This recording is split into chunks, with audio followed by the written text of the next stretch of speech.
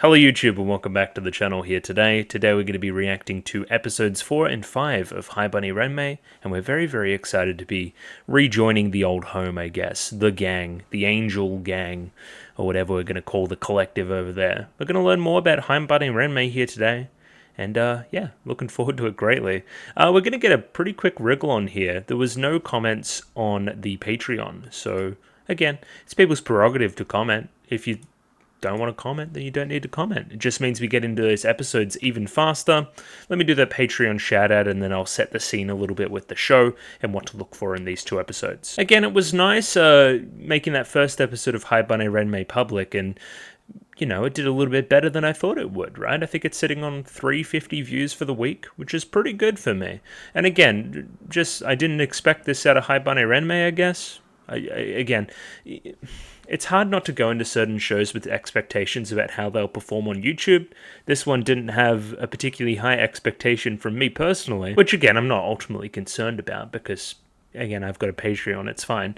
But it was nice. It was nice that this one did well. I was happy about that. Or better than I expected, I guess. But I mentioned that before. The Patreon, of course, $6 a month. If you're really enjoying the Haibane Renmei series, you can go 1 week ahead, presumably with episodes 6 and 7 up on Patreon. Yeah, it's your prerogative. You can go access it at your leisure, much like these people over here, starting with Mickey Babbers, Charles++, Backslash, Bobbin, Choberibi, Domobot, Ichu, Ed, Fancy Question Mark, Fleur Nightingale, Fried Rice, Fruit, Gloriana Tenebrae, Glyke, Greybeard, Gus N, Heath, Ika, Yanko Yavanen, Joran, Kelvin, Kimskell, Clem, Nosta, Cont Begemot, Lou, Mistake Chen, Nailu, Parnik, Pencil Sharp 333, Ronlad BNK, Saint Lily, Sal, Sam1373, Skeleton, Voiko, Without a Net, Zan Echo, Yuki Ali, Zach, Binchi, Hans Peter, Marsh, Voodoo Chili, Aiden O'Brien, and Funny Fat Guy. Thank you to all those people for giving me money. Now, Haibane Renmei. We're rejoining Raka and Reki here, of course.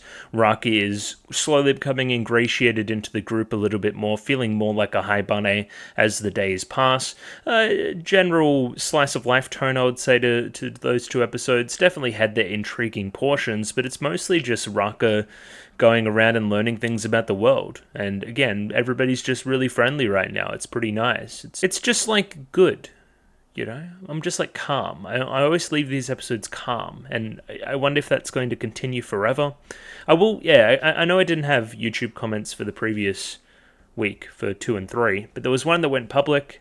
Potentially don't try to predict as much. Just kind of let it happen. And again, the premise of Haibane Renmei, as I read it right now, is generic's the wrong word, but I've seen this story before, right? It's hard not to be predictive in that way and say that there's some grander scheme going on. There's some larger idea here at play that we're not currently cognizant of, I would say. But again, leaving the show to reveal that on its own terms is probably the challenge for me personally. Definitely has almost like a dystopian YA thing going on. Again, something that I'm sure all of us have seen before at some point. Just this kind of walled off town and secrets and that kind of stuff. Intrigue. Gotta love it. Either way, we don't really have a concrete jumping off point here. Just continuing to watch the Torga, I believe their name are, as well as the Haibane Renmei. These kind of temple freaks. Again, just keeping an eye. But again, not predicting too much. Not looking at it and looking for things that potentially aren't there yet. Either way, let's get that episode 4 up. Patreon, as I said. Discord if you want to talk to me about the show and give recommendations and so forth. That kind of stuff. Like the video, subscribe. Let's watch this sucker. Episode 4 of Haibane Renmei coming right up. Haibane Renmei seemingly likes to do this a lot. Just blind me with the very first frame of the episode. Obviously into the opening, of course. I've got 22 minutes and 55 seconds on this one, so sync up accordingly with your own copy. The copy I have, it's authored by Tesseract or Nya, if you wanted to look that one up. Other than that, it's just like the DVD subs. So it should be pretty similar to whatever else is out there. I don't think this thing has been fan subbed. Maybe, I could be wrong. Yeah, I don't know. Picture in the description below as well if you wanted that one. Either way, we're going to give it a 3, 2, 1. Radio, 3, 2, 1, go. Indeed. I always forget this show is is 720p, or not even 480p. Where's my HD remaster? And not an upscale. Anyway, probably unrealistic. Alright, let's get comfortable. I'm a bit uncomfortable today, I don't know. I got the day off though. Feels like the first day off I've had in a while, where I don't have much else to do besides the show. You know? Shit, loud as fuck. Alright, that's better. My good friend Ku. I need to start getting names. Obviously, I've got the main two characters. Ku and Hikari, of course. Nemu is ringing bells? Anyway, we'll figure it all out, I'm sure. I'm imagining we may even go into like individual episodes with some of these characters again. Trash Day? Clock Tower, birds flying over the walls. Okay, interesting. This seems like a dream. I still like her hair. It's very funny to me. Yeah, looks like a wide, empty expanse. And this crow again.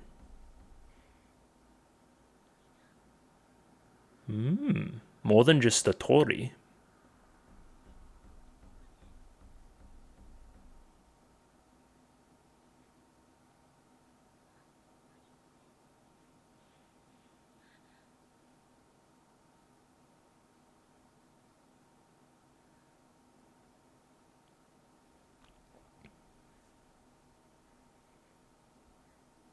Interesting.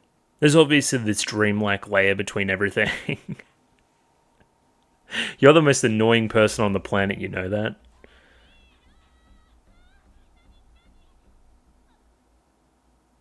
There you go, Kana. There you go. And this is kind of what I was talking about with individual episodes of these characters, maybe. I'm recording. Jesus. That's when I woke up today. I wouldn't recommend that to anybody.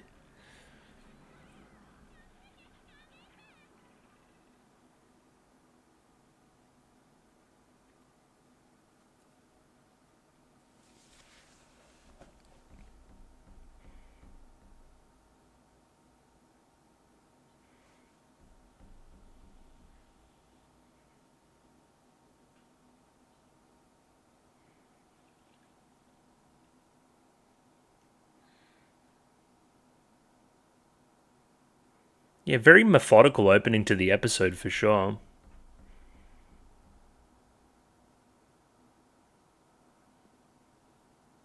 What was she curious about? She seemed perplexed. Perplexed? That would be the better word there. Love a good wing slit, of course. I was gonna ask, do they shower? Or is it just like a, wash your face and get going type thing?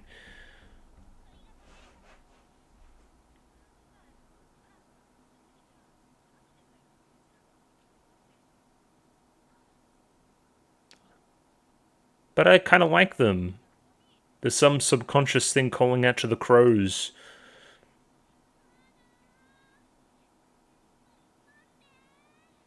What is this? Why are you walking like that? Do you not want to get the trash on you? I guess that's fair enough.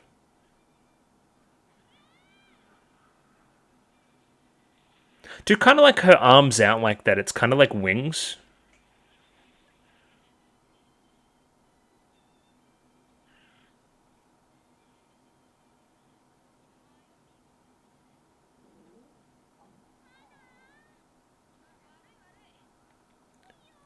And then do we burn trash? Yeah, okay, seems like it. Or compact it or something.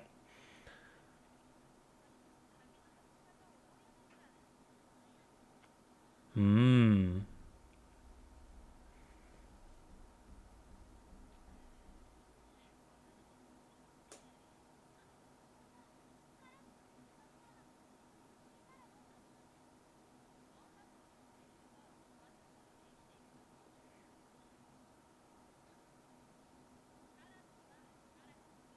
Okay. If they nest here or something, you say?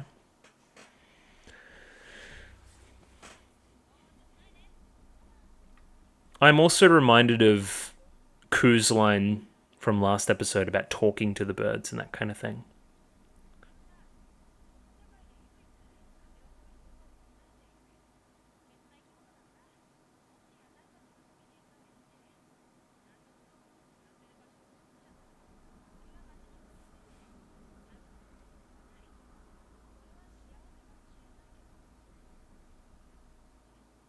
Okay. I see. I see your meaning philosophically, I guess.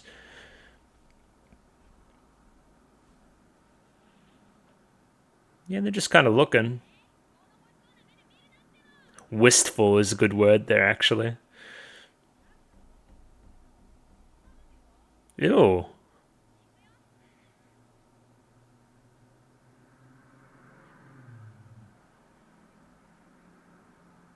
Well, you kind of woke me up really early. I wonder why I didn't get enough sleep.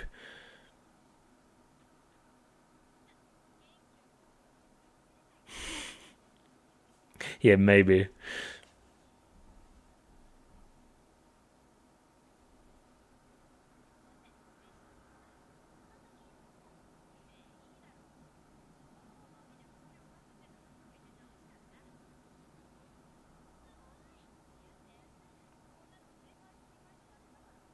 $300 springs?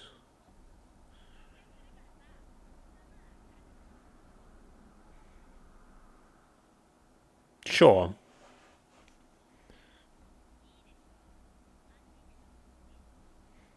Antique shop.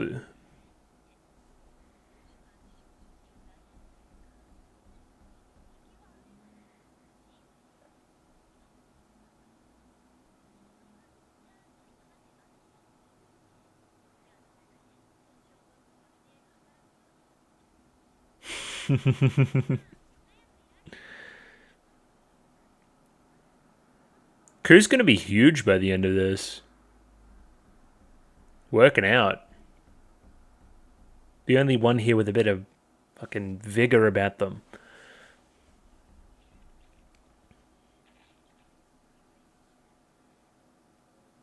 Yeah, clearly seeing the time motif here as well, obviously.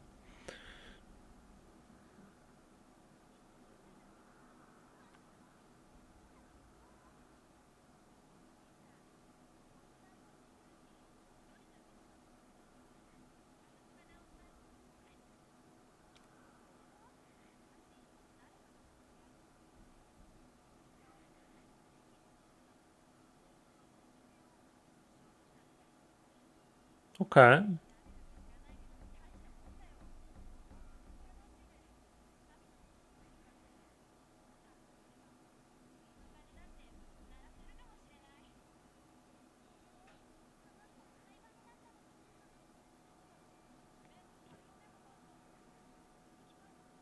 Uh-huh.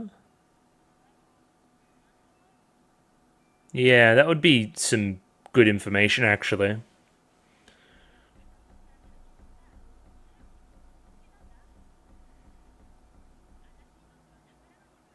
Mm-hmm.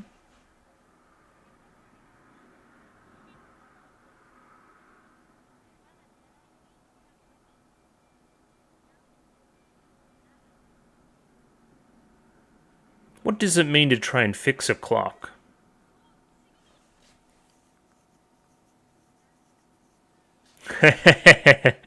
For some reason. Ocha?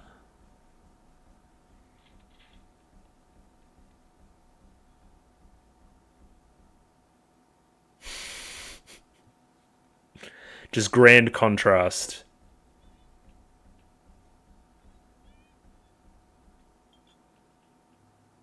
It's not good for you at all. You're gonna choke.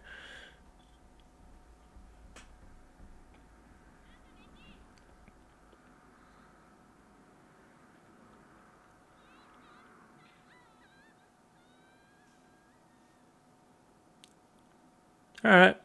Back to it then.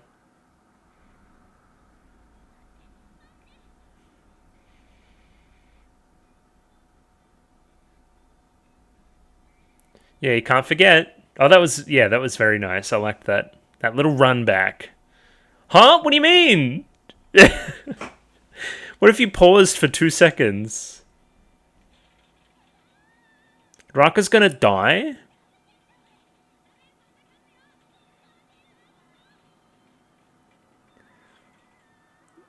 Yeah, the animation there was really fun. That was pretty cool. I liked that a lot.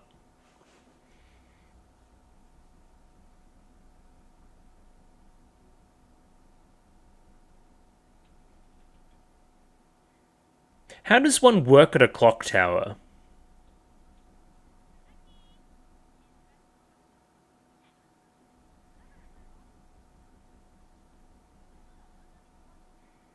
Yeah, I guess I could have waited 2 seconds.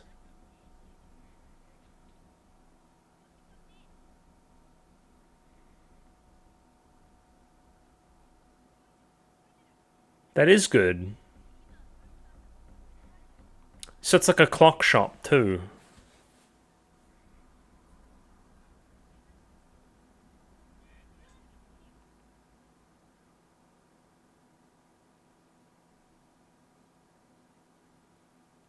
Oh, this guy's cool. Ah, 7 minutes. Cause time, you get it?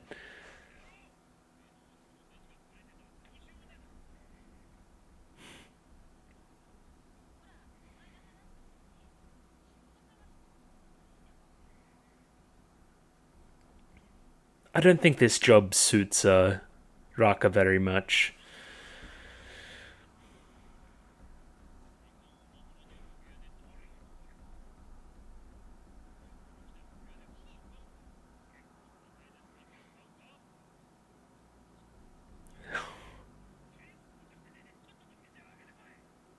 Yes, sir. Right away, sir. Mr. Drill Sergeant.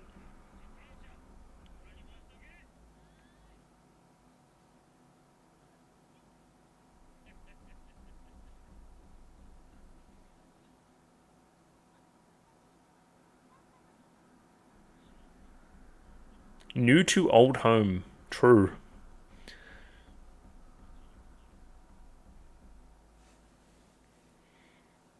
A little bit. A little bit, in his own way. Hesitation.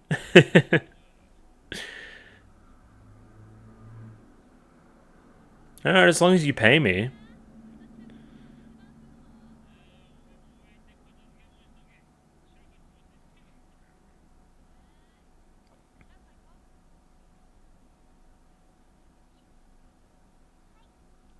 He sounded menacing when he said that.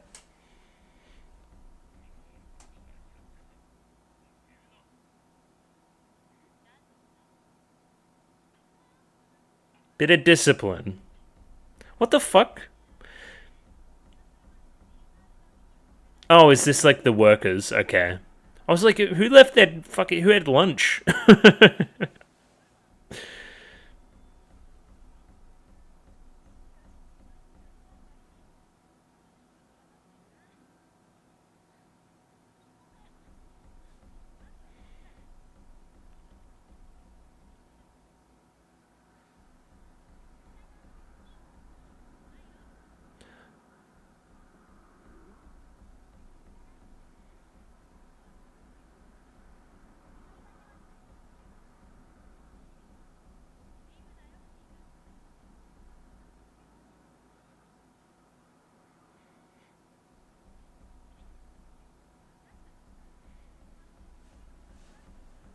What do you mean?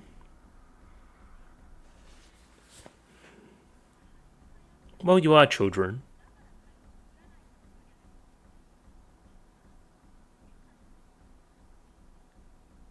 Yeah, almost like a parent-child relationship between the humans and the Haibane.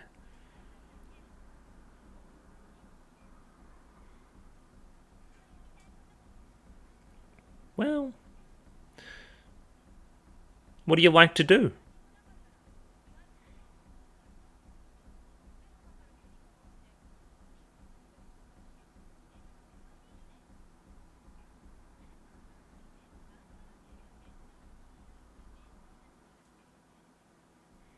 High maintenance, you say?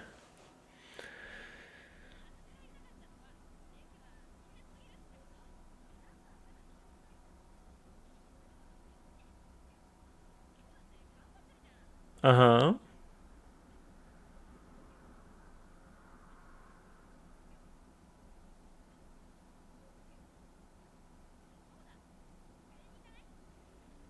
That was a nice thing to do. Again, as I said last week, just a smidge of emotional intelligence goes a long way. To me, like liking characters. You can read a room. At least sometimes.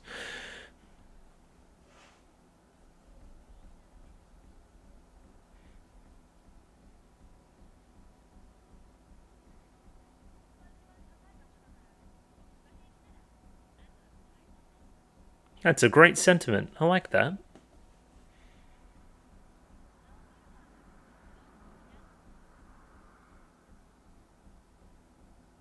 To the horizon. Oh, which is blocked. But what about birds? Birds can go higher. Don't think about it.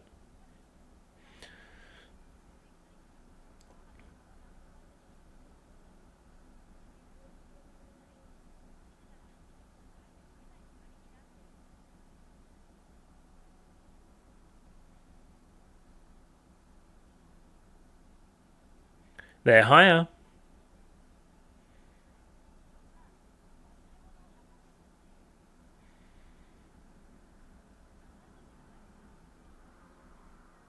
Oh. Well, that's really specific.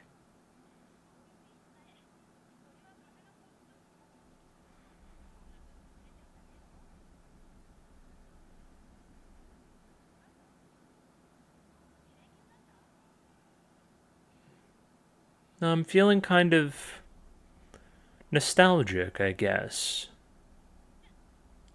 I don't know. I don't know how any of that works.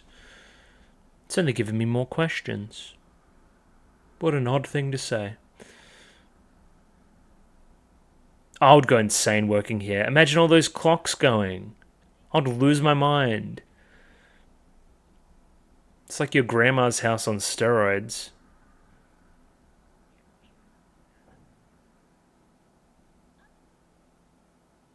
They look like they're about to fight. That was odd.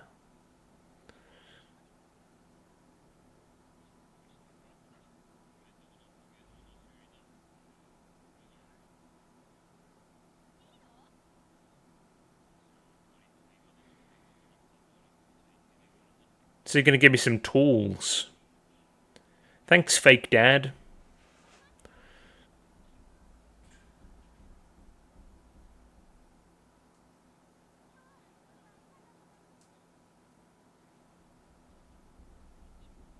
What do you mean by that?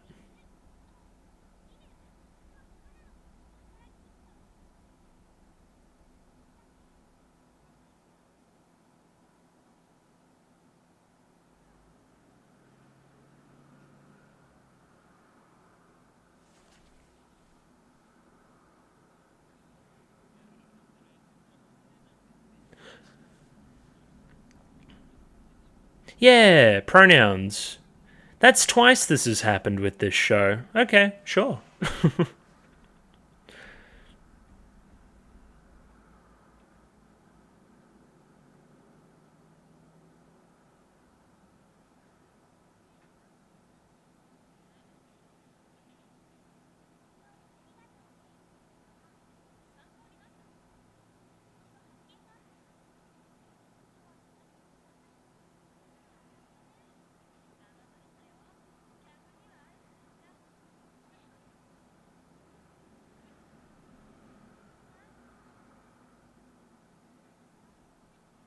Yeah, she got your ass.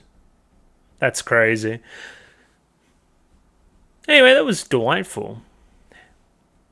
Yeah, I thought we were close.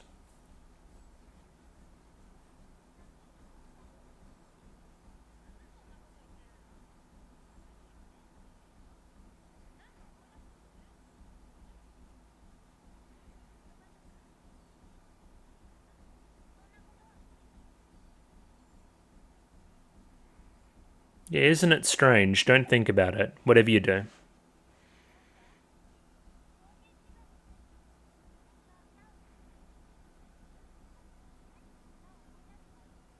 Can't remember any songs. Not even Crank That Soldier Boy. It's the song I would sing. Ah, Crow.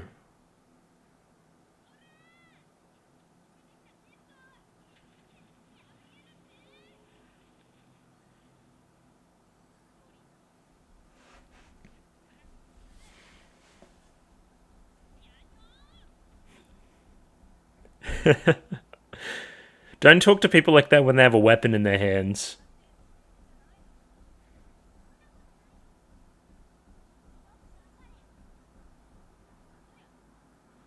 Both of you. Oh, literally get shit on.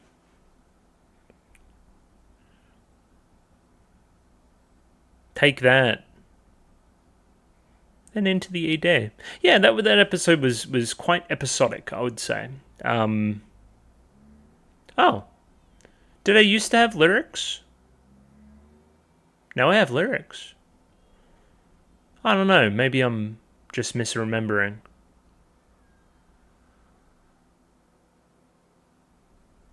Yeah, but obviously we just took another character, another job, learnt a few more things, pondered about the wall some more.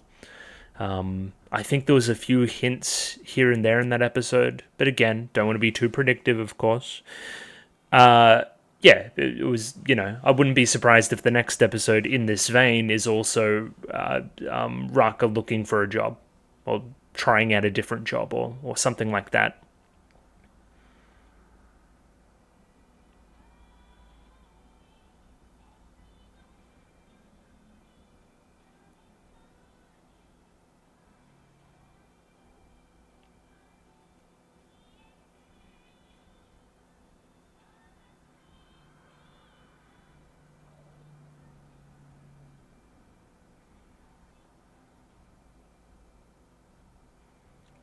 Blue Flow, of course.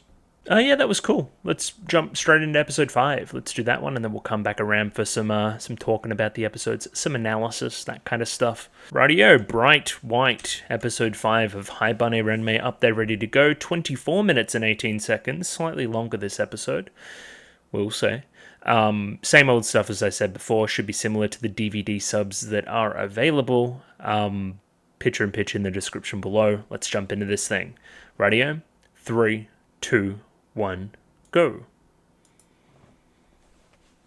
Yeah, still that similar feeling as well. Very calm after watching an episode of Haibane Renmei.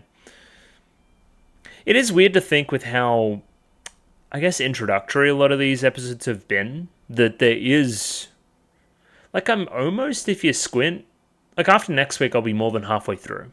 Does that make any sense? We're getting close to that midpoint.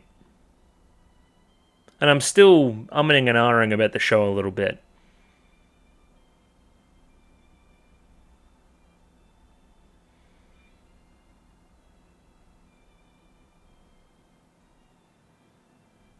Oh yeah, like, okay, in the opening you're like literally working in the clock tower. Gotcha.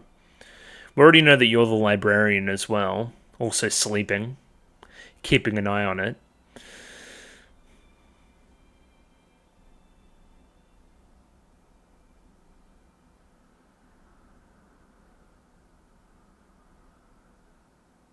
Haibane Renmei.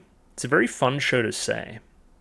Library, abandoned factory, the beginning of the world. Hey, yo.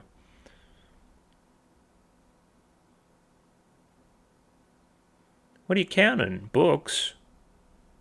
Dewey Decimal System?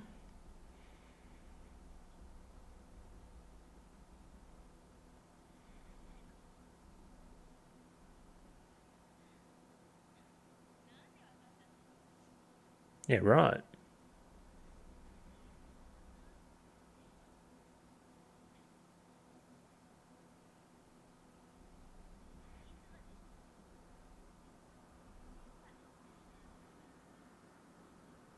Interesting. Yeah, This is an interesting topic to bring up, I'll say.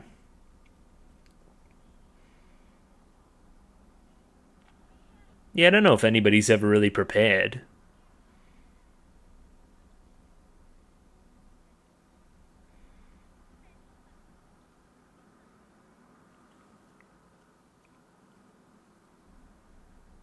Oh, and yeah, we're straight in. Okay, interesting.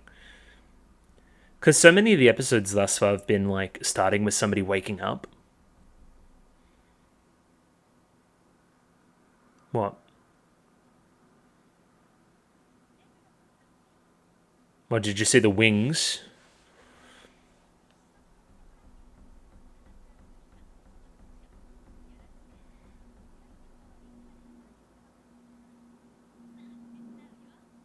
Thank you. I don't know if you should be helping me pull stuff upstairs. That's probably a better way to do it. Again, I'm always lifting in pregnancy.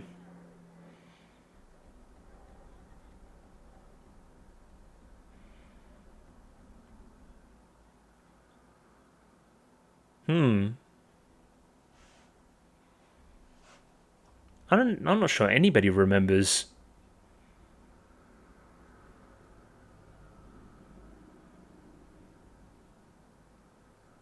What a poignant scene. I really liked that.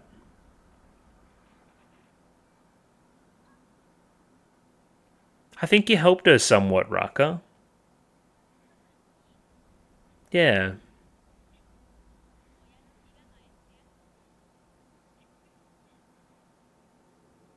Thank you. I'm not sure what I did, but sure.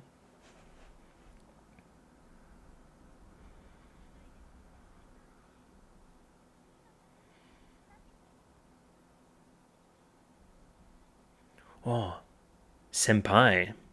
Oh, she'll come back. She's allowed back.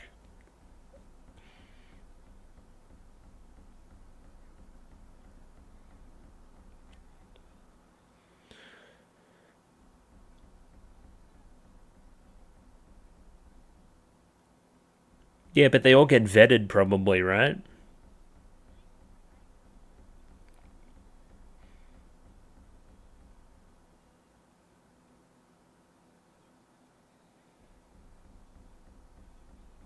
What are you counting down your shift? Are you me?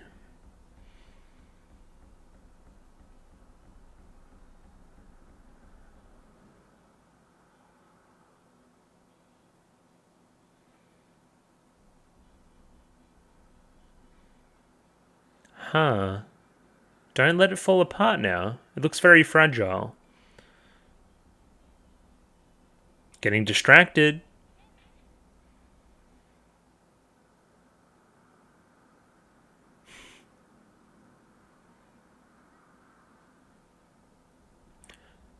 Caught in 4K, red handed, reading in a library.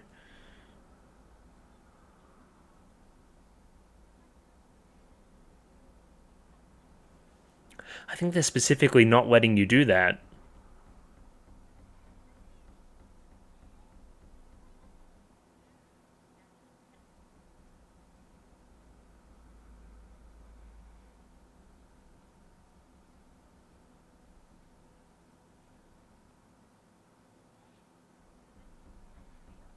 Can you? What do you mean by that? Flat Earth theory?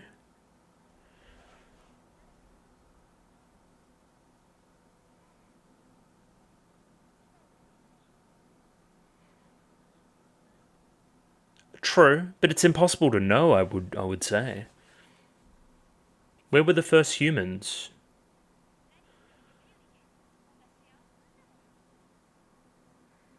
The beginning of life, you say?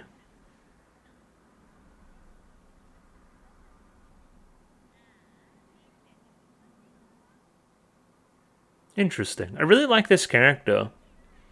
Sumika.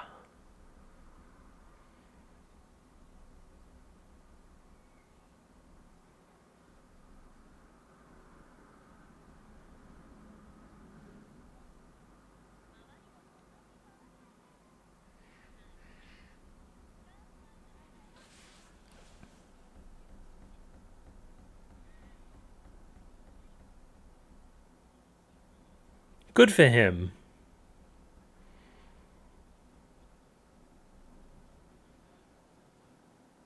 Oh, did Reki bring the kids around? Okay.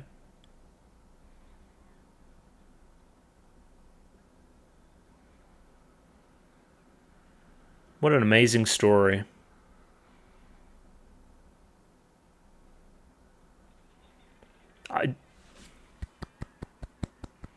Very well done. I hate reading aloud. I'm terrible at it. That's why I started this channel where I talk for a living.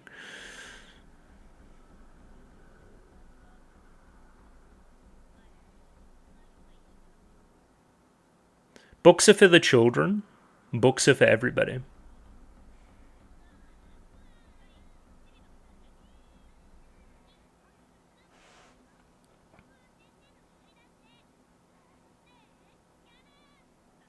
Okay, thank you. Goodbye.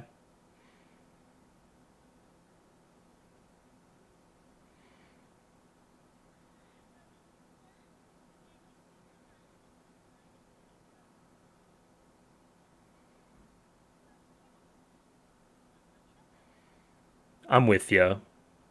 Hanging with kids is pretty fun sometimes. Just not every day. I don't want to do that shit. Leave that for like the daycare workers and stuff. Kindergarten teachers. All that stuff. That was an interesting thing you were looking at though.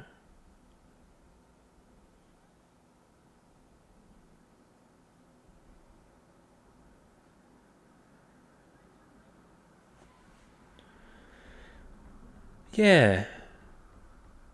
Why not tell me? I'm not going to tell her.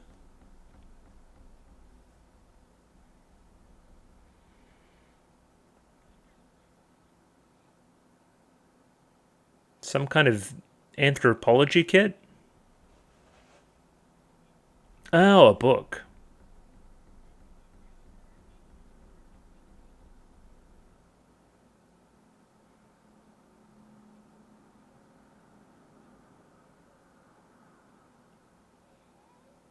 So you're going to write the rest?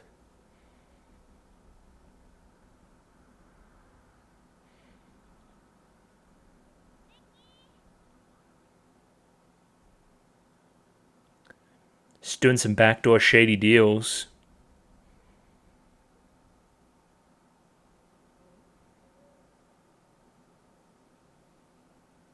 She's meeting with the plug. Okay, fair enough. Way less suspicious.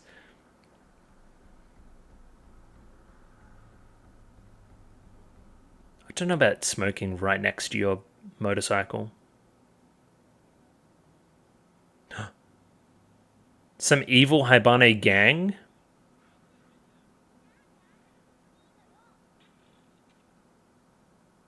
This is Reki's second family.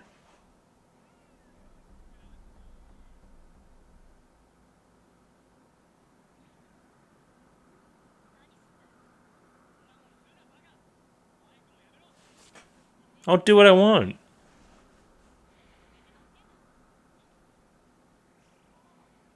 Yeah, cook him.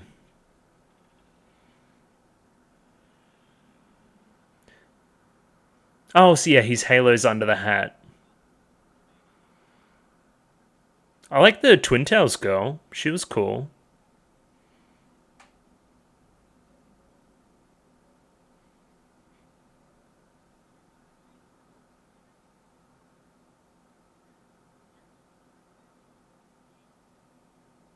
Rival school, co-ed.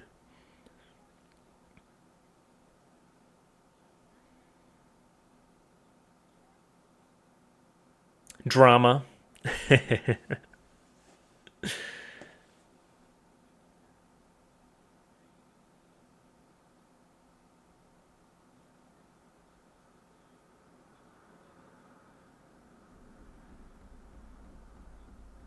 Oh, scandalous.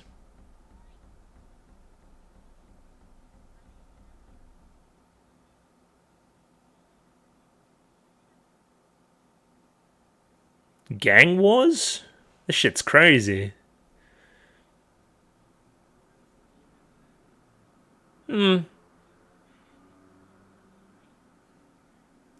Depending on your perspective.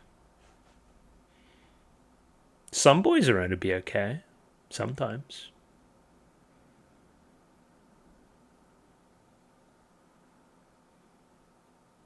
But you can't remember it.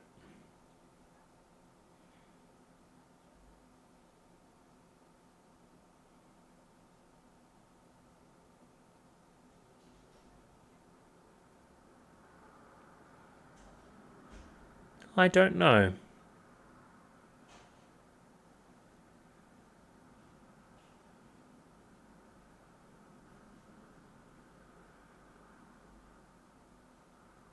Society?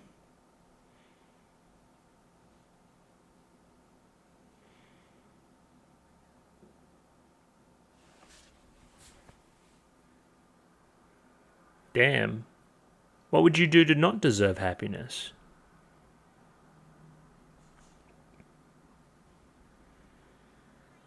Were you tired or something?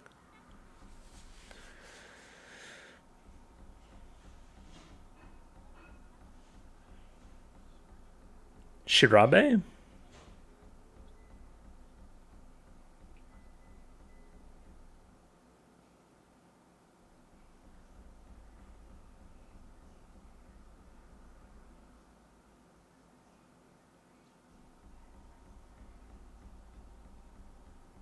What? How suspicious can you be?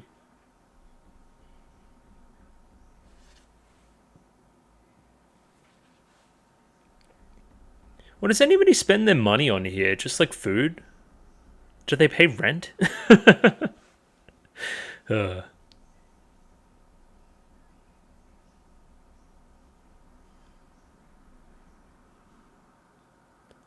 Interesting.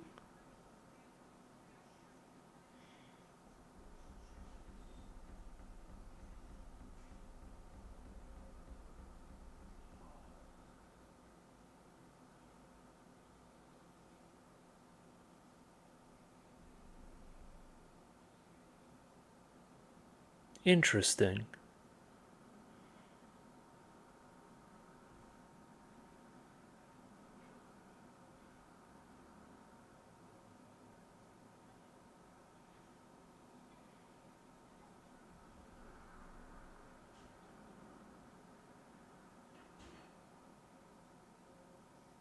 That was a very good scene. I really enjoyed that.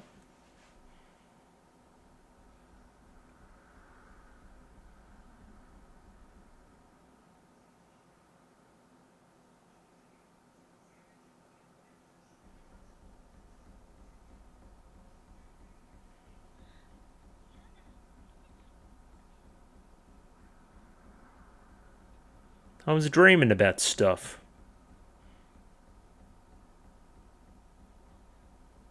Oh, it seemed very unfinished.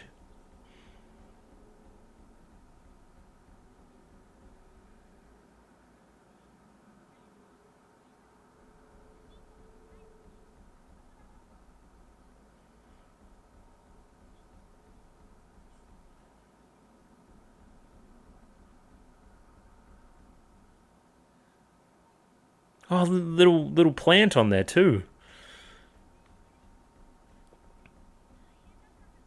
To bound this book. Or bind it, I should say.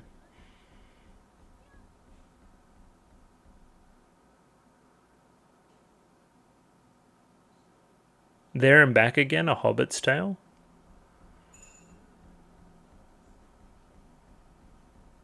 I know it's embarrassing having people watch your stuff, read your stuff.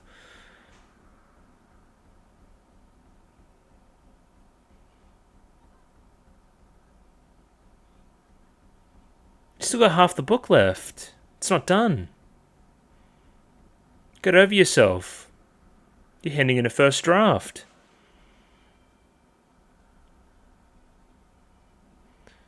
Then they all lived happily ever after, till the end of their days.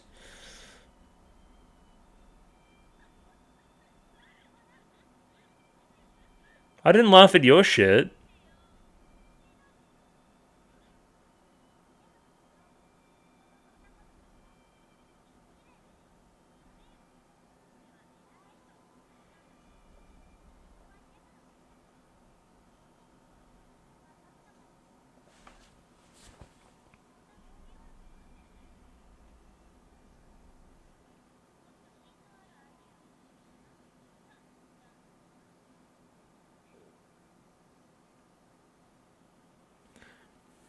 $250-hour unpaid shift.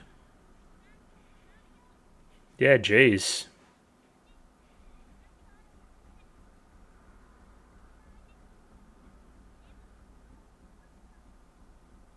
I never thought she was incapable.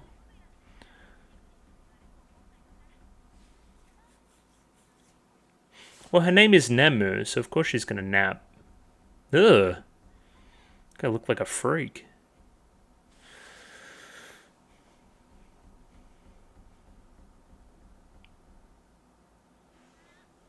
Ugh. Oh yeah, forget that you work at like the cafe. Right. Gotcha. Hello, Neko. Have some bread. So what the fuck is that? Is that an ice cube? What the hell? Okay, bye.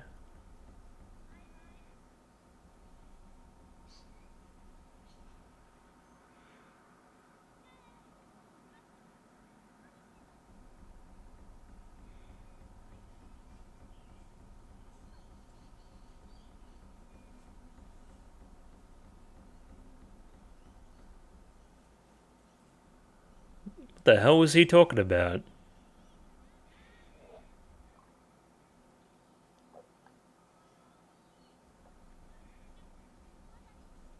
She's still sleeping. She did double, triple overtime. She's getting paid $255 an hour.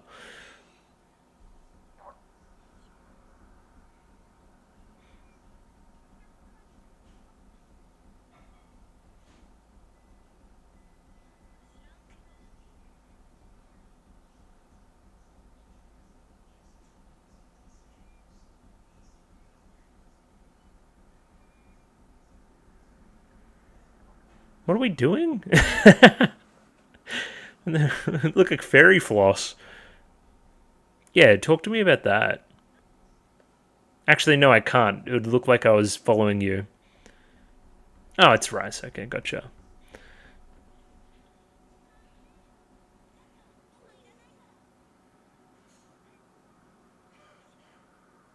That was nice. Oh, we get it. We like know each other. We're all chummy.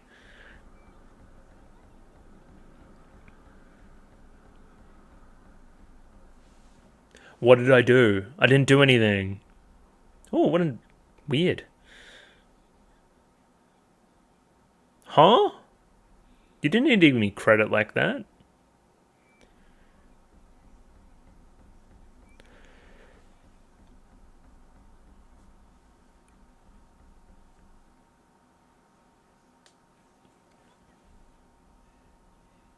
Yeah, I wanna. Are we gonna be able to see the story? Yeah, probably. Um, yeah, because again, it started off very creation mythy. Yeah, here we go.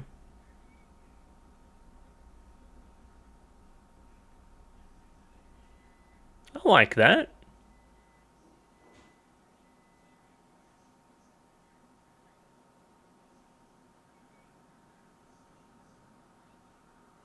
Thank you, God.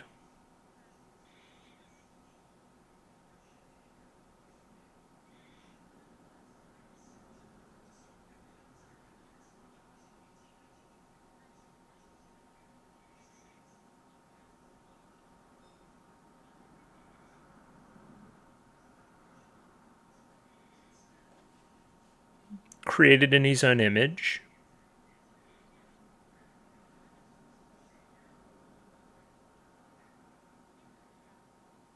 Oh, Haibane. Gotcha.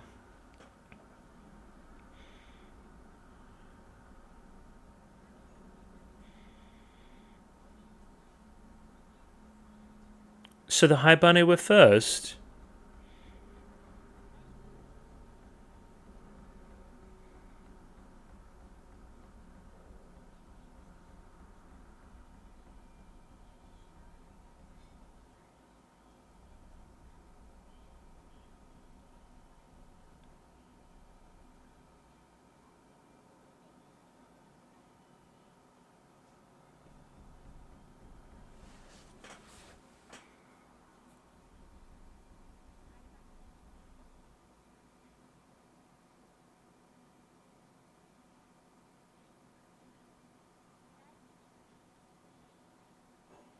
The hell is a glee?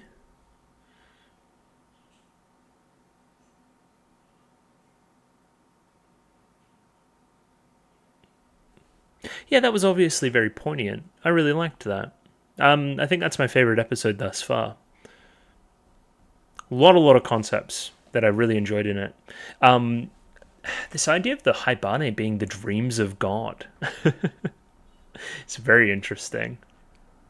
Almost, again, not having a good enough copy of their own creation myth to the point where they kind of make it up using their own kind of understanding of the world, which I just found very fascinating. Also, a lot of the stuff around childbirth and the newborns and so forth was very good as well. Yeah, it impressed me. It was a good episode. I also really bought the connection between Sumika and Nemu. Probably a little bit more than Kana and the clock shop guy from the previous episode. But yeah, still this kind of general theme of mentorship of the humans and the Haibane, which I enjoy. I was questioning there for a second if all Haibane were female, but no, the boys over at the abandoned factory disproved that pretty quickly. I wonder if we'll learn more about the lore there and what happened previous in the future. We will see, of course. And yeah, we'll roll back through and do some analysis on both of those episodes. Again, I'm not sure how in-depth we'll go. Maybe a little bit more in that second episode, but yeah, we'll bring them up and go again. Another couple of episodes of Haibane Renmei in the books. A couple of good ones. Again, specifically shouting out episode 5 there. Don't know if I called it 6 before, but it's definitely episode 5. Probably the most enjoyable thus far for me personally. Again, just gave me the warm fuzzies. I keep saying it. It's a good thing that the show continues to do. I will say, jumping straight into the analysis here, all this conversation about a dark void where the world began, right? Like creation myth stuff, Genesis, there was nothing but darkness and then there was light. This kind of reminds me of that similar thing. Where is Raka right now, if not an infinite, endless void? So yeah, it's interesting that came to her in a dream, and this link between dreams and kind of that story that we ended up telling, specifically Nemu as well, and the sleeping part and getting woken from sleep and this kind of other layer to it all. Again, we're not theory crafting too much. We're not trying to predict ahead. It's just putting it out there. We'll see if it manifests into anything. I do specifically like that even in her own dreams, her hair's still all disheveled from the static electricity. I just think that's very cute. It's a very endearing character detail, like a really good identifying factor for the show overall, I would say. Again, this whole conversation here between these two episodes hasn't stopped the comparisons between this and Girls' Last Tour in my own mind. I recently found that the author of Girls' Last Tour was a pretty big Haibane Renmei fan as well, which makes a lot of sense, I would say. Again, I reiterate, watch Girls' Last Tour, read Girls' Last Tour. It's really good, especially if you like these kind of episodes that are kind of getting at concepts, existential concepts, big philosophical concepts in a pretty low-key kind of way. Like complexity in simplicity, I would say. Moving on with the scene, Raka notices a crow. I've seen this crow somewhere. I can recall it kind of somewhere in my subconscious. Of course, this relates to the very first scene of the show, where, again, she's falling through the sky. Very similar to this void here, actually, and the crow's trying to pull her back upwards, make sure that she can stay in the air instead of falling to the ground, falling down to old home. And again, you don't entirely remember that intro to the show. It's all very hazy, very dreamlike. Again, you don't remember your dreams, that kind of whole vibe. We then hear this ominous like gong sound in the distance, right? Which ends up scaring away the bird. Now, this is quite clever because obviously this is Kana with the pot and pan, right? But it's also what Kana is doing in real life as well, using the pot and pan to scare off birds. So that's a fun connection to the dream there as well. I do really love this zoom out as well. Again, it's like you're having a dream and the dream's getting further and further away as kind of the darkness of your own eyelids is kind of bringing in. Does that make any sense? Like you're having a dream, but then you become awake, right? So your brain switches on, you realize what you're seeing is the other side of your eyelids, and then you can't get back to sleep anymore. You're done. The dream's ended there. I just think this is a really cool way to get that concept across. And then, yeah, we're going to do a bit of hand-up accountability here. I didn't know that Kana was a girl. I don't know. I guess name would be a good indicator, I guess. Not many boys I know are called Kana. But, yeah. Sure. It's giving the vibe of a all-female school kind of deal, right? That's kind of what we're getting at, I think, a little bit. I do really like this episode for its animation and creative use and such things. When you have a, let's be gracious here, kinetic character such as Kana, annoying maybe, they're gonna, bring out the animation. It's going to change its tone very much between this episode and the next one, considering who the target character is, right? Considering who the main character is. Again, specifically pulling on the halo here to get Raka out of bed is a pretty cool detail. The halo staying stuck to her own head, showing that it's actually sticking now as well. So again, I think this was previously arranged at some point that Kana and Raka would be working together today. Obviously, Kana's the early riser, wakes Raka up, and then we have this very methodical scene where we're washing our face and getting ready and so forth. Again, I'm very surprised that we didn't start the next episode with getting out of bed or some concept very similar. It seemed to be a thing in the episodes we'd been watching so far, that we woke up and then went to bed at the end of the day, and that kind of was the whole vibe. These episodes in that way are kind of two good ones to watch in tandem. I found the end of episode 5 very much like a bedtime story, and then the sun setting on that final scene as well. Again, I think they flowed together quite well. I'm happy I watched them as a duo. I guess what it's meant to do is mirror Kana's impatience here as Raka's trying to get out of bed and is a little bit slow to get going. Furthermore, you've got your vendetta against the crows. You notice that she's put some bread out. Please don't do things like that. You'll only encourage them. The slap in the face, let's go out here, and then why did you leave this out? So again, there may be something in Raka's subconscious that she wants to be nice to the crows and that kind of thing. It's an interesting thing to think about, of course.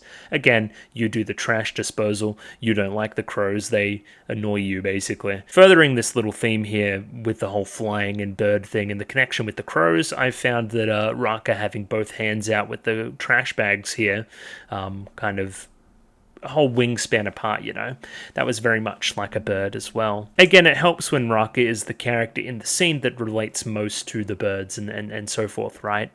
She's kind of mimicking them in a way. She's mirroring them. We'll bring our trash out here. Obviously, there isn't like a garbage man or anything. We're just going to incinerate it. The crows apparently figured out a way to open the door there and get inside the trash before it got incinerated this morning. So, again, birds will want to do that. Raka here suggests, why don't we separate the stuff that the crows might like, and then they may not annoy us and get into the stuff which we don't want them to get into, right? If they're fed without the struggle, right, wouldn't that be good for everybody? Like, it still gets rid of the trash, which is our ultimate goal here, right? And then Kana comes up with an interesting argument. So they're going to become dependent on us, right? And then can't live outside of the town. So again, this whole thing about old home in general and the kind of abandoned spot we've got here that we're living in now, and this idea of an empty nest, this idea of this nest that we just kind of moved into. Like, I find a lot of irony in talking about becoming dependent on the town and so forth, right? When we're living in this really idyllic town that's hardly got any problems, and we don't receive any real money, and there's not a lot of real human problems here. It's almost like I'm seeing the crows as the Haibane a little bit, right? Like, you guys are fully dependent on the humans. You're fully dependent on the Torga. You're fully dependent on the Haibane Renmei. Lots of stuff like that. Even in this episode, you're fully dependent, or at least somewhat, on the clock tower guy. Like, you're late for work. You were 7 minutes late. And you're also dependent on him for tools and lots of other stuff. Again, depending on what's happening outside of the wall, are you guys just in your own nest getting fed by some other form of humans? Does that make any sense? Are you guys the crows in the little metaphor there? I mentioned this in the previous episode as well, kind of that conversation with Ku about the crows as well. Ku was very sympathetic, like, what is different between us and them, really? They can't communicate, we can communicate, that's the major difference there, because we're not human either, we're Haibane. So there's still that separator between us and the humans. Is only our ability to communicate with each other the main difference between the two? If the crows could talk, would we treat them any differently? Again, all this is meant to make you think about the connection between the crows and the Haibane and how they may not be so very different. There's a twinge of jealousy here as well in the ability to fly, much like that coup conversation as well. They can go outside of the wall, they can explore, they can do all these things. If they were getting fed here instead, they wouldn't use said talent and become homebodies and be trapped in old home the same way we are. We create a place where they can survive without struggle. They'll only inhabit this town and will probably never fly free again. In that way, our kindness would imprison them. It might be happy for them, but on some level they're not living up to their potential. Again, it doesn't take Einstein to see this link between the Haibane and the crows, I don't think, right? Aren't you guys being trapped and just kind of satiated with whatever's going on right now? Is there a bigger, better world out there? You certainly imply that there is, that you're sure that your parents and the town that you grew up in exists somewhere in the world. I do feel a little bit more of a pretty specific connection here between Raka and the crows, though. The eye contact there and the crows kind of stopping for a second and really staring at her before again being shooed off by Kana. Again, that opening scene of the show is pretty telling in that regard. I think there is some deeper connection there specifically for you. Interesting here, Raka describes her dream as frightening, the dream from the very start of the episode, to which Kana says that, I'm lucky I waked you up in such a cheerful way. Not really, maybe you were the result of the cause behind the frightening dream, it's hard to say. Randomly enough here we discover that Kana has fixed a stopwatch, essentially. And hey, it works great, you just needed to replace one spring. I would find that very impressive that you can do such a thing. You're going to move on to the biggie soon, which is the clock tower, which we go up and have a look at, which unfortunately, ironically, makes us late for work. I do love this Nemu Reki connection between the two, just kind of bickering old friends is kind of the vibe there. Definitely gets expanded upon in the next episode too, that whole relationship. We pan over here from the clock tower, from this breakfast scene, over to Raka and Kana opening the door up to the very top there. Well, yeah, we find this kind of cool secret base here. Whole lot of gears and stuff. Looks like a clock tower. Pretty awesome. Now, this is where it gets a little bit interesting. There was somebody here before. We don't really classify when, right? Like, before could be 10 years ago. Before could be 1,000 years ago. We don't know. They were trying to fix this clock tower. Kana happened upon the notes and now wants to kind of continue the work there. Yeah, again, it's got its connections to the clock store and stuff, but why were they in here trying to fix this? And when were they here? And were they a Haibane? And what was going on there?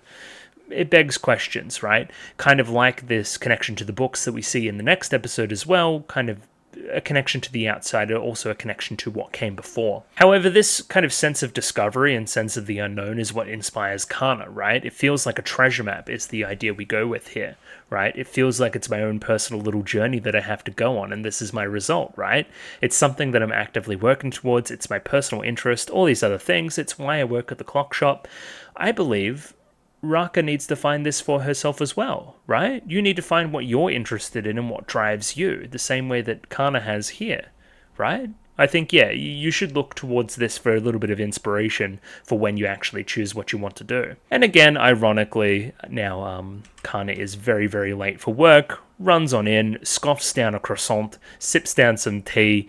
Like, the slamming on the chest there to get it down the esophagus was quite confronting. Don't choke. It's not worth choking over. And yeah, specifically interrupting the kind of calmness that's in this scene otherwise, right? You have 4, fairly low-key characters, I would say. I wonder why it's so quiet this morning, because Kana isn't here. So yeah, you get yours, and then yeah, look at that. That's fucking cool. And then you throw the croissant over to Raka as well.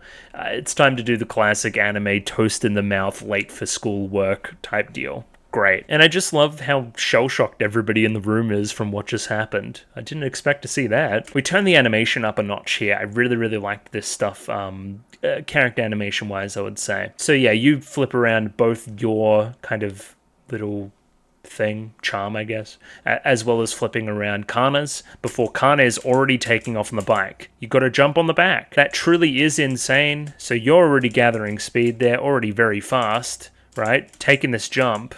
She's on the back, holding on for dear life. And then, yeah, all this stuff here is just so very kinetic, full of energy. Love the wide here where we drop a little bit of detail, but you can still get across how kind of frantic it is. Just, yeah, really fantastic through that section. Really like that escape from the house there into the town. As we get this wide shot of the clock tower, it's easy to see the scaffolding here. This is the work we're referring to, which is why we need to clean up all the dinner plates later on. Gotcha. So that's even there very early. They go in the back entrance. Kana's always rushing their way through. And, yeah, they think they got off scot-free, that the old master isn't here yet. Think you'll be sorely mistaken about that and very much surprised. Love this line here. When they finally do get discovered, you're 7 minutes late. It's very befitting of a clock store guy, a clock tower guy, to be very concerned about time. Up to the minute mark, right? It's not, you know, yeah, half an hour late or you're a little bit late. It's specifically 7 minutes, which I think is quite clever. So this guy's like dad. He's just like kind of, what's the word? Strict, I guess. He's strict but loving, I would say. He wants the best for you and he wants you to get the best out of yourself. So he's going to be a little bit tough on you, but ultimately, again, cares for you. The toolbox at the very end of the episode kind of gets that across very well. Big old tsundere, you could call him if you really wanted to. Again, this is one of the first conversations, I guess outside of the Haibane Renmei themselves, that we've had with an actual, like, adult-ass adult, I would say. So again, it's fair enough to be a little bit intimidated here, even a little bit sheepish at the prospect of being late. Thanks, Kana. Again, very, very sharp, very gruff in the dialogue here, but ultimately caring. Is Kana caring for you? Have you fit into the town yet? All these other questions. Obviously, you're a little bit nervous, but he's asking the questions. He cares enough to ask. It's just his personality. I'm giving you discipline because you have potential is the line there. And yeah, again, I think that's the general vibe of all of this. I was surprised there wasn't as much actual, like, clock repair or anything really in this kind of episode. It's kind of more about cleaning, which is kind of cleaned for a bit. So yeah, we come up here and here's the remnants of, I guess, dinner from the night before when they were doing the work. In that way, it's kind of like we've done trash day twice, right? Cleaning up here and as well as cleaning up over back at home, right? Kind of funny. Yeah, an ironic twist on it. Now, this is probably the most interesting conversation of the episode. One of them, at least. Why do Haibane work? Again, that begs the question, why does anybody work, right? Well, I know why I work. I work to get money to pay rent, to buy food, to continue to exist, right? Or I could be living with my parents and could be a basement-dwelling freak and not pay for any of that, right? And let them pay for it all and just be big old neat guy. But again, out of my appreciation for my parents and what they've done for me, I want to live on my own. I want to do my own thing. I don't want to burden them any more than I already have, right? Isn't this kind of the same relationship between the humans in town and the Haibane, right? They're kind of the children here. They know that they're getting doted over by an overprotective town that cares for them a lot and does a lot of things for them. In that way, it makes us want to return the favor by working, even if there's no other tangible reward on the other side. Again, just general questions of community and society and paying back favors. I think that's ultimately why the Haibane work here. But again, I'm really reinforcing this kind of connection between the humans being the parents in this kind of relationship. Humans, parents, Haibane, children. It's no secret as well that between everybody, there isn't like an old man Haibane, right? At least not yet. So, it's only natural that the townsfolk do think of them as children, because mostly they are. Again, think about it from Raka's own personal perspective. Reki and Hikari and everybody have done so much for me, so it's only natural that I go around and try to help them with their own jobs whilst trying to figure out what I want to do myself. I think that's just the natural reaction of what's going on here. Kana tries to be a good person here and give a suggestion, whilst giving a little bit of a smug comment as well. Maybe you should go work with Reki, right? Reki's used to working with high-maintenance kids, but if you're not careful, you may become one of those high-maintenance kids yourself. But that just makes her feel worse. Like, again, she can't pay back this debt that people have done for her, right? That everybody's given me this kindness, how do I give it back? But you reverse on that very quickly. You feel bad about what you said and you want to make it better. You want to take her up to the balcony. Again, just a small bit of emotional intelligence here for a character like Kana goes a long way in the likability stakes, I think. It really feels like, somebody that would do something naturally after... Again, this whole idea of feeling indebted, right? I feel like I've made you feel bad, so now I want to make you feel better, right? And again, none of that without any clunky dialogue or anything. It feels pretty good. So yeah, from here we go up to the balcony and we have a little bit of a look. Obviously, there's a lot here with the wall and getting over the wall and that kind of stuff, but I really like the lines about don't look down, look to the horizon as well. I just think, again, that's quite poignant. It's a good bit of philosophy. So Raka, like before, don't look down like you were before when we were having that little conversation, right? When you're feeling bad about what everybody else has done for you and that kind of stuff. Instead, look to the horizon. Look to what you can do next to repay the favor. Look for a purpose, Look for connections. Look for that kind of stuff. Instead of moping about and thinking about, and feeling guilty, essentially. Now, the irony here, of course, is that she can't see the horizon because of the wall. Maybe in her ultimate journey here, she's going to have to progress beyond the wall to figure out what it is she wants to even do, right? And what favors she wants to repay. There's an interesting line here as well. If you were to leave the town, you'd never be allowed back again. I don't know who enforces such a rule, but sure. It means, hey, this is another precipice point. This is like, when you leave this, you can't come back. This is risking it all. This is leaving the safety and going out into the world. That's what this wall will ultimately represent in the future. Again, we're explicitly tying this to the birds, who are the only creatures that are allowed to go out and then come back in. But again, Raka has been highly connected with the birds as well, highly connected with the crows. Maybe she will ultimately be allowed out and then back in again. It's interesting as well here. Crows carry lost items. It's said that they're prominent in our dreams and that kind of thing, which is an interesting thing to say considering what us, the audience, knows. And again, I've had this large theory about, again, these dreams being... these dreams that we had when we were in the cocoon, those kind of being our life from before. So, in that way, carrying lost items, crows in the dreams, that kind of... You see what I mean there? Like, this kind of fleeting connection between what happened before and what's happening now is being carried over the wall through these dreams via the crows. Again, metaphorically. I think that's a neat connection too. And then, yeah, we follow the camera panning back down again from that skyline. Now look down. She feels a lot better. Again, nice. Now you're fearless. Either way, we meet back up with Clocktower Dad. He gives us a toolbox and tells us to go fix the one at our home, right? The one at home, right? Again, it's framed as a punishment for being late, but it's really exactly what you wanted to do, and it's going to fuel your dream going forward. Again, little hug there, runs off.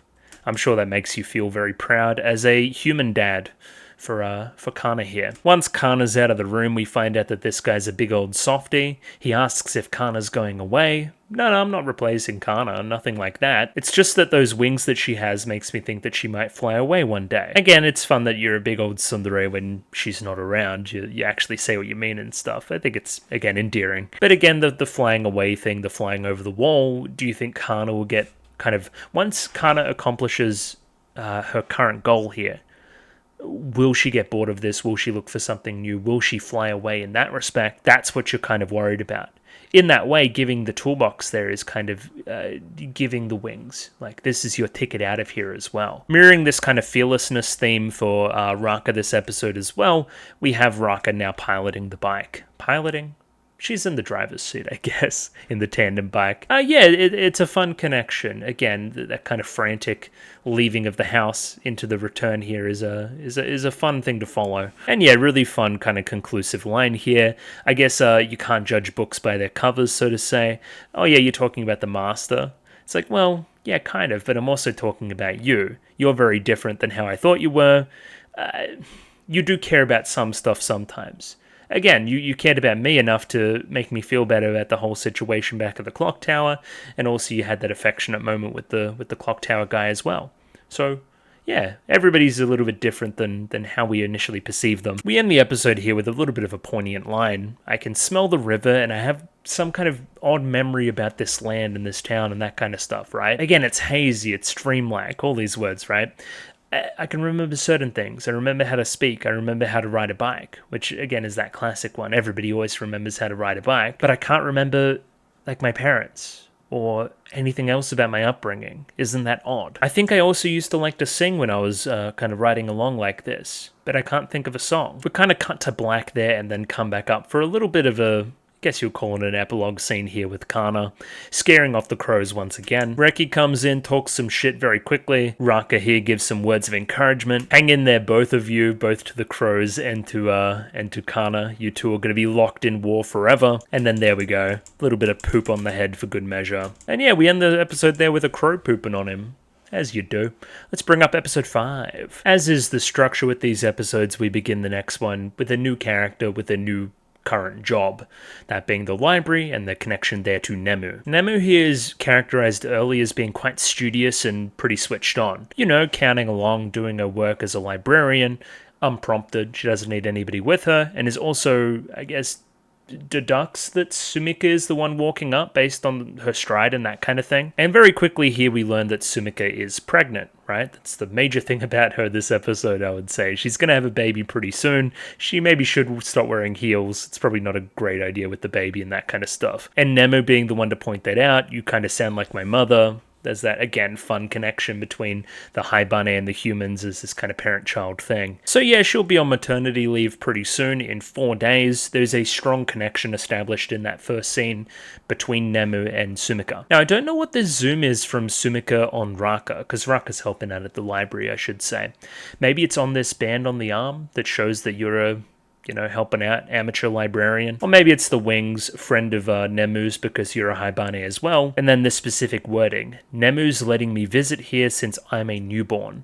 Then again, that makes some connections in your head, I think, that being Sumika. So again, as I just said, this is the obvious connection of the episode between kind of the humans as the parent and the Haibane as the children, is this kind of situation. So you're a newborn, you're a pregnant mother, you're soon to be a first-time mother, I would imagine, as well. And this little poignant conversation that the two have whilst helping each other. Newborn means you just came into this world, right? But you don't look like a baby to me. How did it feel when you were being born? Were you scared? Again, I wouldn't know how to answer that question either. No, I can't remember it very well, but it felt like someone was protecting me in my dream. Now again, the audience knows that this is personified as a crow, which is interesting, generally an omen of death.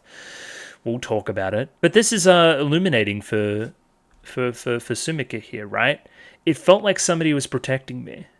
It feels like there's this intangible connection already between my child and me as their mother. Like I'm trying to protect them in the process of giving birth and that kind of thing. Like there's a spiritual element to it. Again, I feel like Raka said the perfect thing here to make you feel really good about the situation without even knowing it. And yeah, that face there is brilliant, right? Look at her eyes there. Yeah, that's so good. That's very, very good. Again, this stands out as a very quiet and really vulnerable scene in the show, and definitely one of my favorites. I really like this small interaction here. Again, thanks for the advice how a parent should frame their mind. Again, there's going to be this connection between me and my child no matter what, right? And it's nice that there's some reassurance there. Yeah, it's cool. Following that up, we have a really weird pause here when we cut back to Nemu in that room. I wonder if I can grab it very well. Yeah, kind of there. She just blinks for a second before walking forward. It's like she millennial pauses herself. That's very odd. Again, you just snip that a little bit. I don't know why it's set up like that. Again, there's that 1 second pause there, which is very weird. Also, yeah, I don't know, we then go into that conversation. Sumika's going to be my former senpai soon. Is she retiring? It's just maternity leave. She's going to come back, right? Maybe? I don't know. Is she just going to become a mother now and not work anymore? She can do that, become a housewife. It's her prerogative, I guess. I don't know. It's a weird thing to say. It's nice that we're re-establishing this, but we heard this before. We get the books from the Torga, and the Torga basically select the books that aren't going to give us any more knowledge of the outside. They're limiting information and that kind of stuff. Again, purpose is still unknown for why they're doing such a thing. I do really like this from Raka. It's a nice little bit of characterization. She's a little bit spacey. That's the major thing I would say for her so far in the show. So again, Nemu's gone off to the bookbinder, left you alone to do some work here for a little bit, and then you can't help yourself but read, right, when you're supposed to be working. Again, to her credit, it does look like a pretty cool book, but I don't know. Do your work. You're being employed currently. Sumika eventually finds Raka here and puts her back to work. Again, it's cute to walk in and just find somebody having a read in the library. I don't know. There's worse things you could be doing, I guess. As Sumika explains here again, we've looked for a long time for books on what it's like on the outside. And we suggest here that once I thought about leaving this town, is that something that's available to you, or would you need to avoid people to do so, right? Are there guards? Would somebody stop you if you tried to escape, is my point. Specifically here we bring up the concept of the beginning of the world. Now this is pretty poignant for Sumika, I think. Again, she's going to be bringing life into the world, much like a god in her own right? Like, you know, she's creating life, much like God does in our little story at the very end of the episode. So this concept of trying to find the beginning of world, the beginning of life as we know it, is quite relevant, I would say. And again, she used to want to go out on an adventure, but she's kind of settled here, right? Kind of sounds familiar to the kind of theming stuff we were talking about last episode as well. A lot of stuff about flying away, a lot of stuff about escaping, but kind of settling, you know? Again, ultimately, with my knowledge of how the world works, based on me being a human in current year, I don't even know what the beginning of life would even look like, how you would discover that. Are you going to become an archaeologist? They say that humanity started in Africa, right? Again, I think that's that general concept. But again, enough navel-gazing and more to the point. It shows she has a general interest in this and makes Nemu's idea for the gift later on quite nice. It fits well. Again, had this ultimate dream of discovering whatever the beginning of life was. But yeah, it turns out my life here is going to be more fulfilling than that dream. Rubbing the belly, of course. I'm going to have a baby. It's going to be awesome. A dream is beautiful because it remains a dream, because there's some unattainability to it. Yo, that's a really cool line too. This show might be good. Yo, I didn't think it was good before. Which is a lie. But yeah, this episode really impressed me. I really, really like it. So I think the idea at the very end of that scene is they both get surprised by the bell going off, which means they should have had their work done by now. They were kind of just chatting instead of working. Raka and Sumika both were distracted and didn't get the work done. Which again is ironic considering my senpai isn't doing what she wants to do, but hey, you gotta go be story time lady now, so have fun with that. Something about the VA's voice here in explaining this story made it quite compelling to me as well. I kind of wanted to applaud. I thought it was quite well done. Again, it's been a very long time since somebody's like read aloud to me. It was always very relaxing in school. I really liked it. Maybe I should get into audiobooks. I always meant to read more, but I never have the time. Anyway, it's enough digressions from me. There's some fun little snide comments here between Reki and Nemu as well, considering their close connection. Like calling her storytime lady as well. Make sure you thank her. Yeah, again, it gets the vibe of kind of visiting your friend at their job and kind of making fun of them in that way. Suspiciously enough, at the end of that scene, Reki essentially palms off the kids over to Hikari and Ku. Reki's going to go off and do her own thing here, and again, backdoor shady deals. Some kind of weird meeting with the abandoned factory guys and getting her bike refueled, I guess, a little moped. Now this is interesting too. We had this in focus previously. It's like this book that's falling apart that's carved into stone, like Ten Commandments style. Like what the fuck? Again, so much of this episode, I think, is based around, if not the Christian creation myth, then various creation myths. This is kind of similar areas for me, just kind of this ancient historical thing that's kind of being preserved here. That thing as well may be a little bit more of a clue to what's gone on before, if such a thing has been cast into legend so long that it's an artifact, right? Has a long time passed between the end of the world and now. Is this post-apocalyptic? I'll stop talking about it. From here, Nemu starts to tell us about the gift that she has planned for Sumika, right? For her, maternity leave, for her going away, right? Again, there's an important connection between those two characters to the point where a gift would be nice. The clue here we give is the beginning of the world. So a long time ago, there was a book at the library with that name, but it was damaged to the point where nobody could read it, right? Obviously, from the conversation before, we know this is something that interests Sumika, right? So it'd be a nice thing to do to try to finish the book for her, to help her attain her dream, right? Again, sometimes dreams are better left as dreams, but if friends can give each other nice dreams, then why wouldn't they, right? If I can help my friends' dreams come true, then Again, that would be a nice thing to do. And again, we call her Storytime Lady in the episode as well. She's going to write a little story here for Sumika. In her way, creating something of her own, right? Following this kind of newborn creation theme in the episode. Creation of story, creation of narrative. Isn't Sumika doing the same thing with childbirth? You're creating the narrative for some other person entirely, right? Again, gets me in my fucking Girls Last Tour bag so much. So much. Again, that is the closest analog to this show, I would say. Either way, we spot Reki going in the wrong direction. We kind of stalk her for a little bit and see what she's doing. I think at first here, she's just getting her bike refueled and then gets kind of jumped upon by some abandoned factory folks. I think that's how this is working. I really like this piece of characterization for Reki. So she used to be a little bit more of a delinquent, and now that I think about it, she definitely has that vibe. It's the whole smoking thing. Why is she still smoking? All that kind of jazz. Yeah, because of her time in her youth before, with these kind of characters that are a little bit more rambunctious. Again, it just fits perfectly. I like it a lot. We have the character of Hyoko here. He's, I'm thinking, the first male Haibane we've seen that's been named, I think. And it's interesting, right? He tells her to stop smoking, you stupid girl, and stop riding that bike around. Where, to my knowledge, you guys are the rambunctious ones. You guys would have been the ones encouraging the smoking. Again, there's a vibe here between these two that they used to be close. You know what I mean, romantically. So it's kind of like, I care for you and this is my way of showing that I care for you. And then on the other end, it's like, okay, I know that you've got your hat strapped to your chin because otherwise the halo would be out. So I'm going to troll you that way. Too bad, Hyoko, you lose.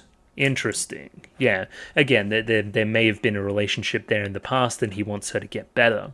Again, kick the habit maybe. These guys don't seem that bad. Not as bad as Nemu makes them seem anyway. Abandoned Factory in the East District is also a nest for the charcoal feathers. And lucky for them, it's co-ed. So that boy with the camp is one of the Haibane in Abandoned Factory. Very, very true. And then we get some crazy Reki lore. As I said, it used to be wild and troubled.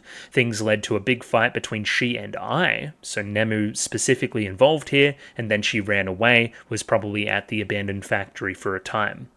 Again, you two still kind of bicker here today, and looking at the character designs, you're quite studious and that kind of thing. Reki's a little bit more all over the place. I think, yeah, I see where that argument may have stemmed from. Raka kind of likes the idea of running away with a boy as well, finds it, yeah, oh, that's cool.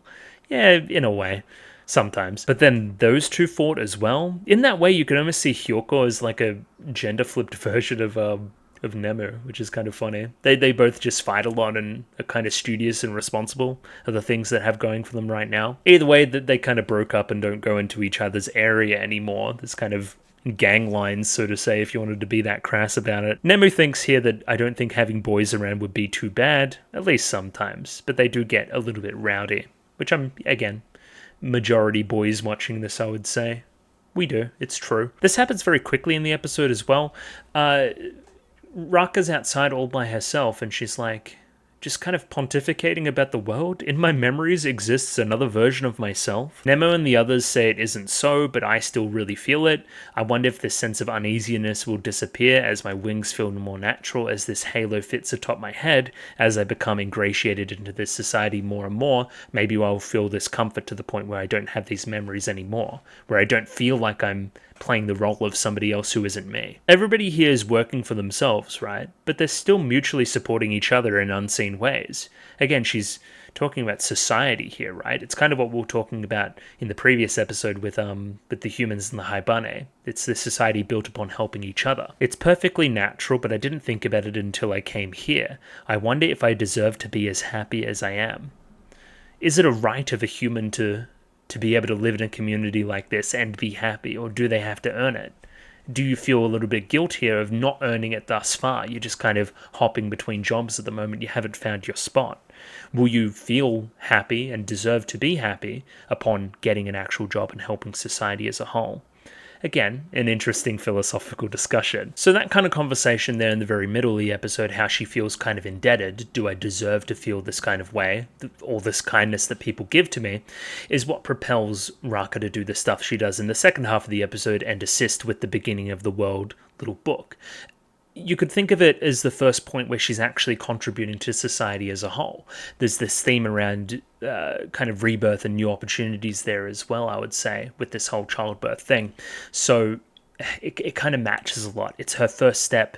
As it's this baby's first step out into the world, it's also Raka's first step into this insulated society, I would say, by actually helping somebody off her own kind of back. Either way, Nemu's doing double, triple overtime here to try to get it done as well. So again, we're going to give this gift off to Sumika and hopefully it's going to make her happy. I really like this line as well. Come to think of it, you were like that when you first started working here.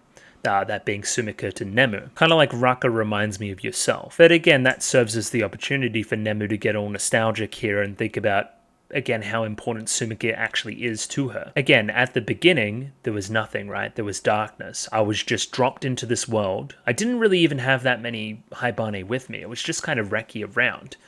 But then God appeared. It's no accident upon this line read that Sumika appears as well. By merely being there, they brought light to the nothingness. Isn't that beautiful? So that's, again, describing this connection between Sumika and Nemu. Again, Raka's kind of feeling like this now. Like, I don't know what's going on. I don't know where I am. I don't know who I'm talking to. Why was I dropped into here? This shows that Nemu was feeling kind of similar. She was crying about the current situation, and Sumika was the one that helped me through it.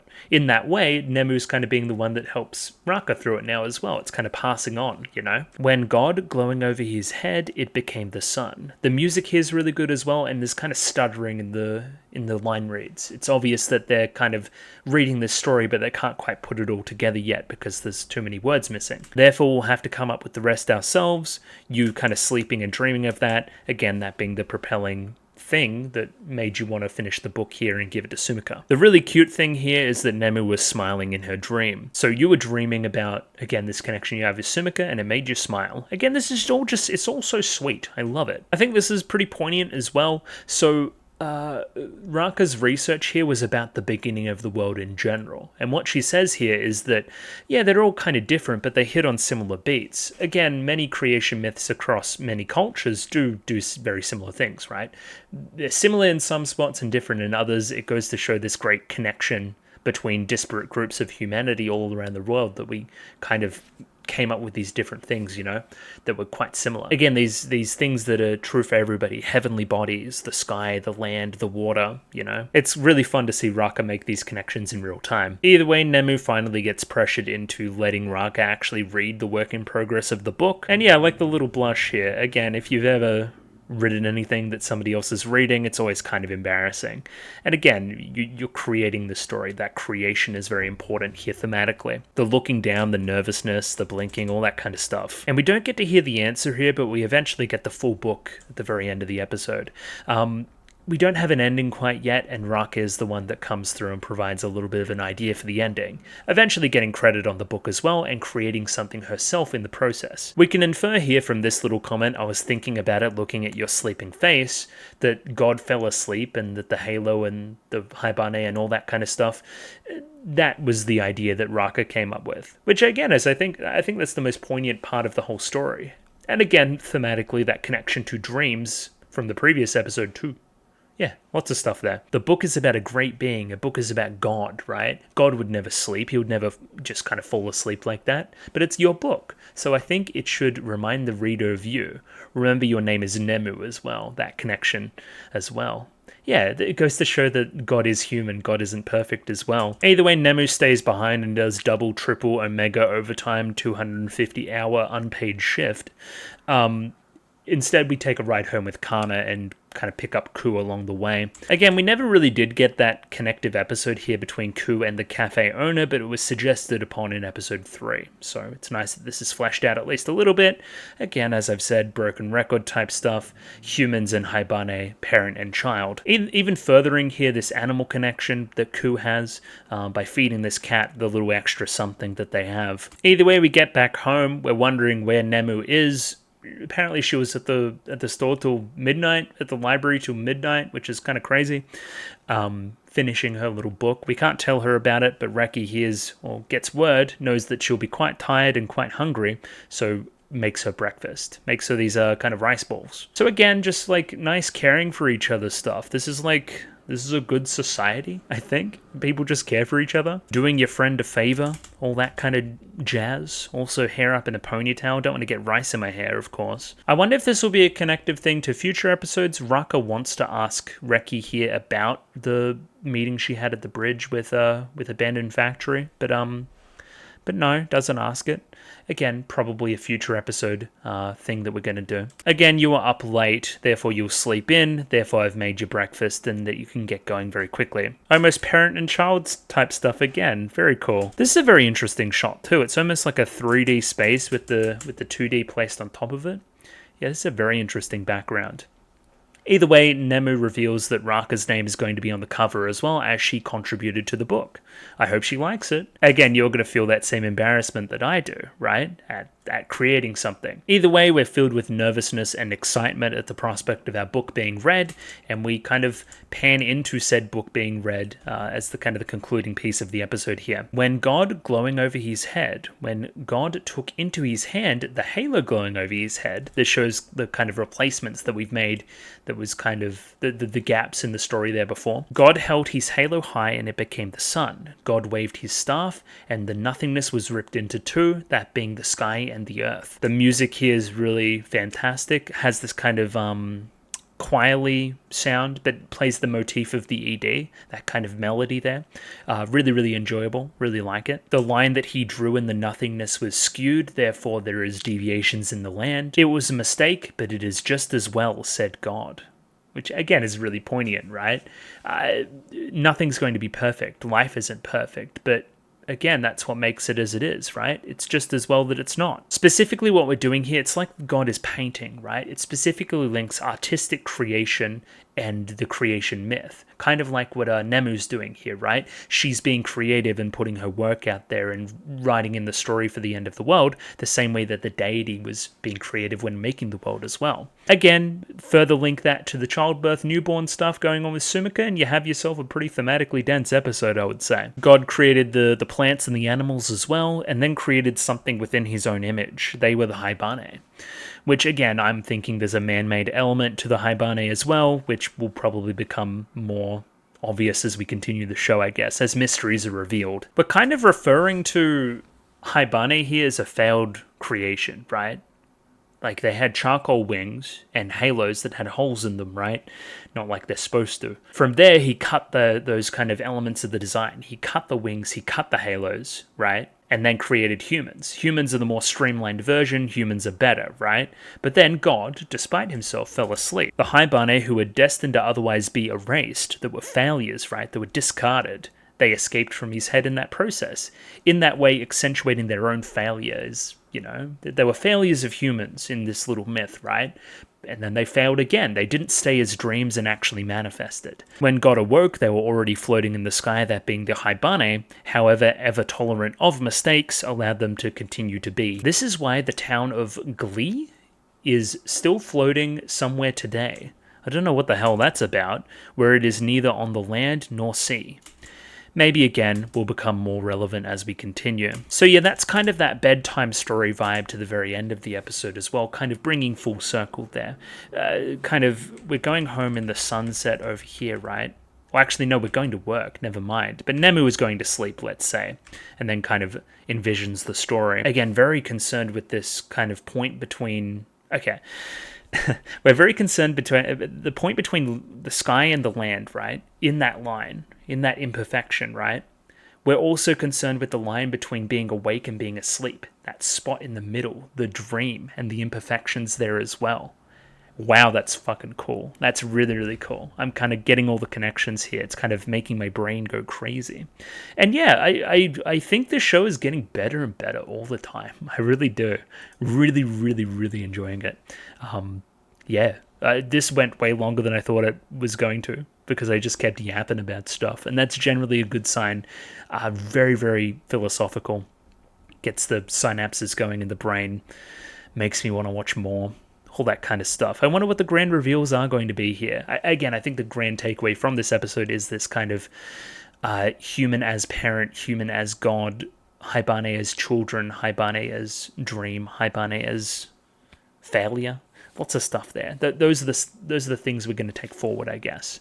And yeah, 2 more episodes next week should be on the agenda. Looking very forward to it. Patreon if you want to get that next episode a week's early. A week's early? Can't talk. Discord, like the video, subscribe, all that normal stuff. I'll catch you on the flip side. Thanks for watching this week. I'll catch you next time. Bye-bye.